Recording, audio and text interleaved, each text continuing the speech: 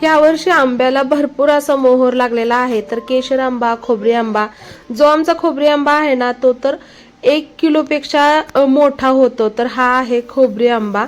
त्यानंतर मग मी सीतागीताला कुट्टी करून ठेवलेली होती, कडबा कुट्टी. वैरण म्हणजे रेड नेपियर, ती 4G बुलेट, हे सगळं गवत मिक्स करून आहो बारीक करून ठेवतात आणि मग आम्ही असं जनावराला टाकतो.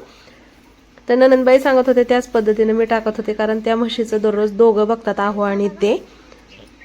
वरच्यावर वर टाकत राहिले मग खाली राहणारच किती तसंच. मग 4-8 दिवसांनी एकदा करायचं खाली त्याच्यावर. खाते काय झालं रे, तुला काय झालं? गोगे गोगे जरा चांगली दिसली या बरेच. काय झालंय?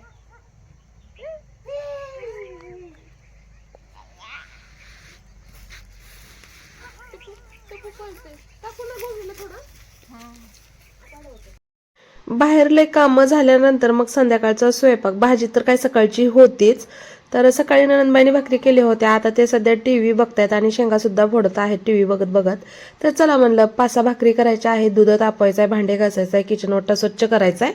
तर ते मी करून घेत आहे या ठिकाणी. बाजरीच्या भाकरी तीळ लावून तेवढ्या पातळ मला जमत नाहीत, पण मी करायचा प्रयत्न करत असते.